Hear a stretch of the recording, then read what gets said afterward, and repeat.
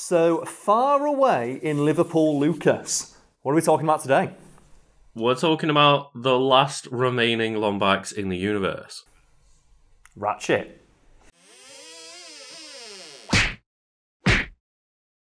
So, Lucas, I'm going to have to make a confession here. I've not played many Ratchet and Clank games. Okay, yeah. That's alright. I'm aware of the characters via pop culture osmosis, and I appreciate the legacy and the impact they had on gaming, but just never got around to playing them as a kid, and now I'm an adult, I've just got way too much on my plate, such as running a business. But Lucas, I imagine because you picked this, you have played the games, yes? Yes, I have played the majority of the games, and I'm sure there's a few different, the spin-off and side games that I've missed, but I've played all of, the mainline Ratchet and Clank games, and I adore them. And why are we talking about Ratchet from Ratchet and Clank today? Because there's, a trailer for the new one that came yesterday, and I was just hyped to play Ratchet and Clank. Okay, then. Well, I guess for people like myself who want a bit more information about Ratchet from Ratchet and Clank, yeah, you can watch this video or check out the wiki we're reading from below. But without further ado, Ratchet. Full name, Ratchet. Wow, does he have a second name? Just Ratchet. I mean, he doesn't have parents, so they didn't have anyone to give him a second name. No, he's like Prince. Goes by a mononym. And we have biographical information: homeworld, Fastoon, residence, Veldin, membership, Gadgetron as an employee, Megacorp as a commando, Q-Force and the Polaris Defense Force.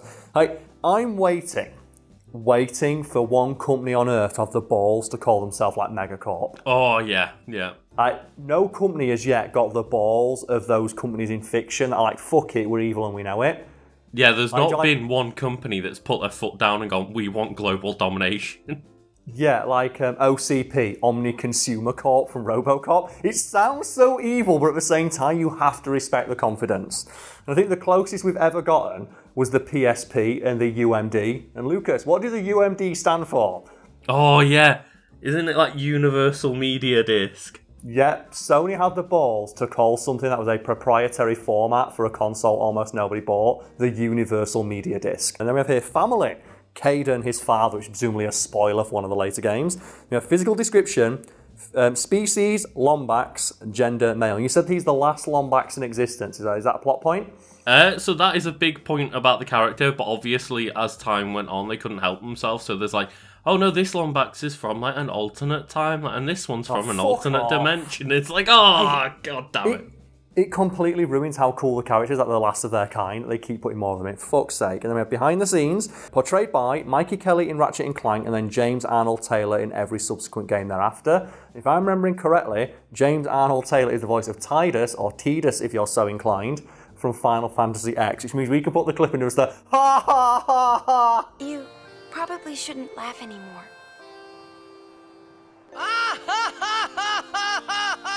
And to be fair to him, though, Ratchet and Clank 2 Going Commando, just double checked, it is number 2 because we have different names than the American ones. But that was when the character was basically called out for being a good character and not a whiny bitch. The first game, he was a bit annoying and rash. And Lucas, I need to know, where do you fall on the Ratchet and Clank Jak and Daxter debate? Ratchet all the way. Yeah, so I've only played one Ratchet and Clank game, and I know that game's better because it has cool weapons that you can use. Yeah, it's got a Sheepinator, Karl. Oh, the Sheepinator. It's every generation has those rivalries, don't they? And it's so hilarious where the one that loses always has the weird fan base. Sonic and Mario in the earlier gens. It's well, Mario was clearly better in every way, but Sonic fans can't accept that. And then PS2, Ratchet and Clank and Jak and Daxter. Ratchet and Clank, obviously better. Fucking Jak and Daxter fans will never shut up about it. Ratchet is the primary titular protagonist of the Ratchet and Clank series, being one of the titular heroes and main playable character in the series. He is the last remaining Lombax in the universe, up until something else happens and another one turns up. Yeah, so this part of the wiki is based on just his character from the first game, essentially. So this is when he still was the last remaining Lombax. Son of Caden, Ratchet was born on Fastoon in the Polaris Galaxy, but came to grow up as an orphan mechanic on Veldin in the Solana Galaxy. And I need to know, how deep does this lore go, Lucas? Because I feel like Ratchet and Clank is one of those series where either it has 1 million spin-off book series, or just the games barely touch on it, but the fans really like it. Which one is it? I actually think it's kind of in between, because there's not like a series of novels or anything, but there's so many games and they get so convoluted by the end point that, like, yeah, there's a weird amount of depth and silliness to the story of just like, man, just let me shoot fucking rhino guns and sheepinators and, like, just let me have a fun time. But it's like, no, we must get into, like, multi-dimensional timeline bullshit where, like, Clank becomes, like, the nexus of reality and shit like this. It's like, oh my god. Do you know what that says to me? It's that the people making these games got really fucking up their own ass about how important and, like, iconic the character is when they start doing stuff like that. So we have, his life was changed once he met Clank, a small robot who crash landed on Veldin and became his lifelong companion and best friend, often working alongside Captain Qwark. The two shared many an adventure in which they defeated galactic criminals and supervillains, most notable of which was the being Dr. Nefarious. And this is one of the things that cracks me up about stuff like this, where you will simultaneously have the creators arguing, yeah, we have crafted just this expansive, wonderful universe people can't wait to explore, and then they call the villain Dr. Nefarious. Yeah, and he's a fantastic villain. That's the thing. He's, like, super campy and hams it the hell up, and so does Captain Qwark. And then it's like, no, but we have to make it super complicated. It's like, no! And serious, instead of making it like just a fucking Flash Gordon serial. During this time, Ratchet has worked with Megacorp as a commando, the Galactic Rangers as a sergeant, Q-Force as a leading member, and the Polaris Defense Force. And then we just have a brief description of his personality and just his attitude here. Ratchet is a streetwise, headstrong Lombax who shows immense bravery and enjoys challenges. He cares about protecting the people of the galaxy, but particularly cares passionately about his close friend and his homeworld, Veldin. He's a skilled mechanic and wielder of many powerful weapons. And that's the one thing I know about this series, is that it's just sold on just the crazy, wild weaponry. I mean, yeah, like, multiple of the games are just puns based on the fact that it's all about the weapons of, like, you know, up your arsenal. I was about to say, isn't there one called Up Your Arsenal, which they somehow got made over here, despite arse being, like, a swear word? I'm not sure how they pulled that off. Okay, so characteristics. Ratchet is a feline humanoid alien known as a Lombax with yellow fur, 2 large pointy ears with brown stripes, large hands, flat triangular clawed feet, and large green eyes, aka perfect for merchandising. And that's the one I can't tell if Ratchet's more adorable or Clank's more adorable, because please tell me somewhere out there is an officially licensed, like, Clank backpack, because there needs to be. I don't think there is, and I don't know how that's never been made. How have we not got an officially endorsed Clank backpack? It says here, so Ratchet's attire normally consists of pants, gloves, a chest harness, and a belt, so he's got some self-respect. He's not one of those weird furry aliens who just walks around with his dick out, hello Chewbacca. However, Ratchet normally equips a wide variety of heavy armour and wears Clank as a backpack, as he fucking should. That's great, I love that, that's teamwork right there. And Lucas, I'm curious about your opinions on this. What is the best duo in gaming where one character uses the other as a weapon? Because I'm not sure if Ratchet and Clank are best, or if it's Banjo and Kazooie, just because Banjo uses Kazooie as a fucking hammer. Karl, I mean, like, Banjo and Kazooie are great, but it's fucking Mario and Yoshi. Oh yeah, the thing is though, he doesn't use Yoshi as a weapon, he sacrifices him for airtime. He uses him to, like, birth eggs, throw eggs at people, and then just, like, drops him at the fucking flip of a hat. And that's the thing though, because I don't feel like there's like a lot of camaraderie between Mario and Yoshi, but when you've got Ratchet and Clank, you can tell they're friends. Lucas, we forget, like, fucking hell, Bugs and Taz. Bugs and Taz. I love Bugs and Taz. Ooh. The thing is though, are their team-up attacks better?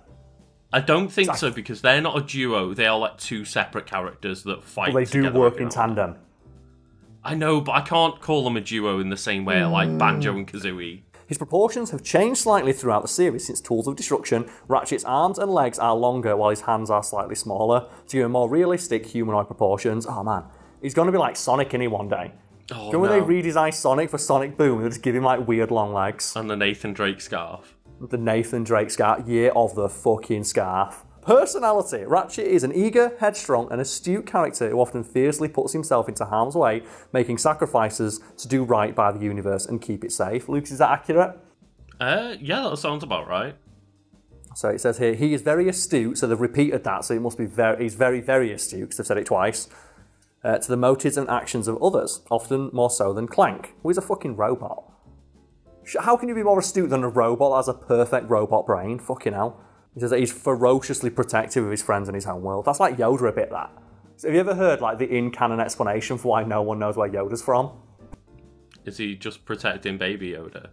It's because like they say, oh, he's very protective of his home world, and anytime someone asks him about it, he tells them to shut up. Ratchet also shows a strong sense of humour throughout, often throwing in light-hearted, sarcastic comments in the face of danger and snide remarks to his foes. Ratchet has humbled and become more compassionate throughout the course of the series. So is that what happened between the first and second games then? Speaking of which, they actually have a section on that here. I missed that, I apologise. In the original Ratchet and Clank, Ratchet's personality is significantly different. He is angrier and more selfish, as well as being an altogether more arrogant character. He also behaves in a manner more akin to a teenager, seeking only adventure, excitement, and later, driven mostly by vengeance. How many teenagers do you know that are mostly driven by... Wait a minute, no, we're in 2021 and the world is fucked because of adults. Yet every teenager I know is driven by vengeance. I completely take that back. Abilities. Ratchet is a talented and resourceful mechanic who has invented powerful devices, often with limited resources available to him. He has built starships by himself, as well as intergalactic warp drives, often made from scrap metal. The fuck? Right, so Lucas, keep in mind it just said here that he can build intergalactic warp drives out of scrap. His overconfidence in his skills.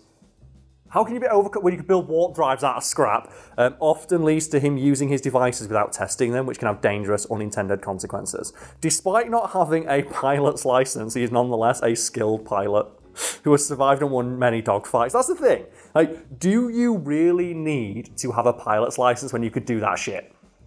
Yeah, like he's there in space just doing barrel rolls all over the shop. It says here that he has survived and won countless dogfights in space against insurmountable odds, as well as winning races against Ace Bunyan, the fastest pilot in the galaxy. It reminds me a little bit of the 7th season of Red Dwarf, where they go back to their original ship and they reset the timeline. But before the timeline was reset, every character was just flying a spaceship. They never learned how, officially, but they had to do it, just out of necessity. And they're trying to steal a ship, and someone tells them, look, have you got a license? It's like, no. It's like, okay, I can't let you take this ship unless you prove that you can fly it. And he goes, baby, I can make this thing dance. And they have an entire choreographed dance number with the ship. And the guy just dances with the ship.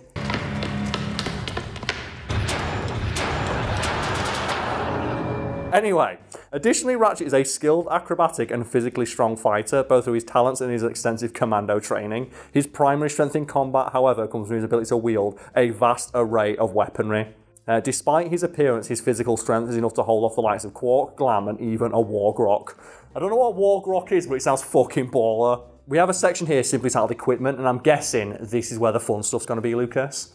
Yeah, I'm guessing so, but bear in mind people shouting at us in the comments before I even said this.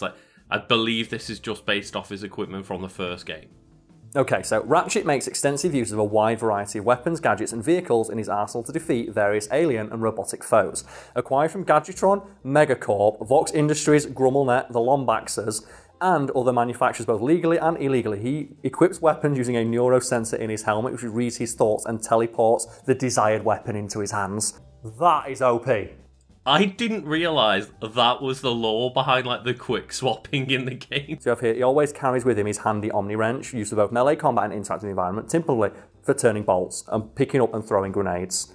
His most common gadgets are the swing shot used to swing across large gaps and the grind boots, which he stole from Sonic the Hedgehog in another game.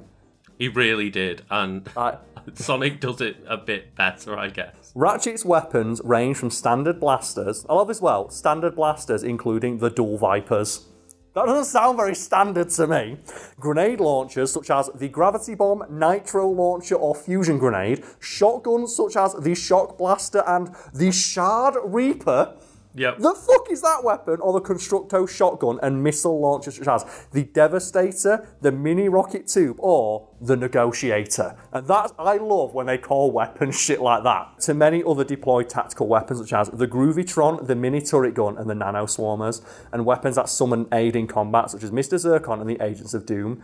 Ratchet also wields weapons that can morph his opponent into animals such as the Morpho Ray, the Sheepinator, and the Transmorpher. And Lucas, what is your favourite Ratchet and Clank weapon? You've got to give a few shout-outs, because, Mr. Zircon and the Agents of Doom are both fantastic, and, things like the Groovitron that just makes any enemy, including bosses, dance until it stops. They're all great, but like you've got to just love like the Sheepinator. Turn him into a sheep. So by far, Ratchet's deadliest weapons are the illegal and exceptionally dangerous Rhino Weaponry. Extremely powerful weapons that are either large missile launchers, including the Rhino and Rhino with a 3 in it, rapid-fire missile launchers, the Rhino 2, Rhino 5, and Rhino 7, dark matter launchers, the Rhino 3 when upgraded, or the Rhino 4, even mech suits, which include the Rhino 4 proto suit. Aside from the Rhino series, his arsenal includes Zodiac and the Harbinger, which have similarly destructive capabilities. But I said I've not played much Ratchet and Clank, but I know that the Rhino Weaponry, it's like, no, that's the fuck you. That's the fuck you, I win button. Yeah, and I didn't even get it in a lot of the games because it's like the completion bonus weapon, essentially. This is you get to have fun and go back through the game and just show everybody who's boss. And what's your favourite example in games of just the bonus super weapon you get for like just a new run? Because I think I'm going to have to give it to Resident Evil for the hand cannon. Well, I was going to give it to something similar, and the Dead Space foam finger. Oh, just bang, bang, bang, bang, bang, bang. Just for the comedy aspect as well. In Dead Space, if you complete the game on the absolute hardest difficulty, which requires you to complete the game when you basically everything's a one-hit kill and you get 3 saves, you get given a foam finger, which is a one-hit kill on every enemy in the game. And just Isaac Clarke, every time he fires, it goes bang, bang, bang, bang, bang.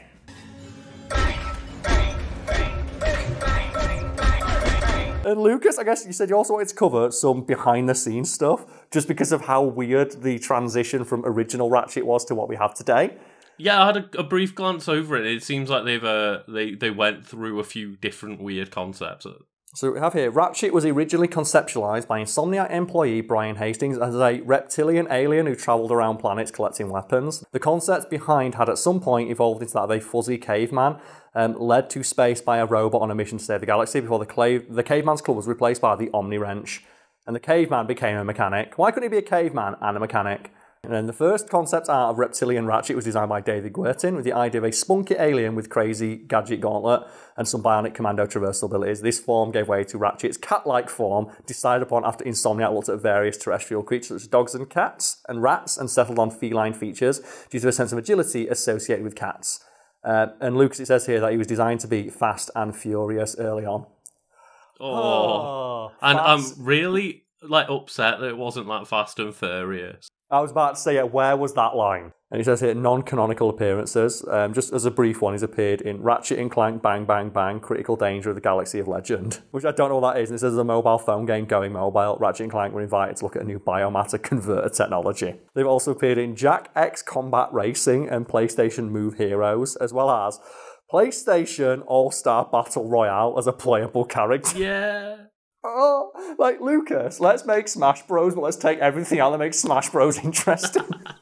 We have to cover that on a Wiki weekend one day, because that game is a fucking nightmare clusterfuck.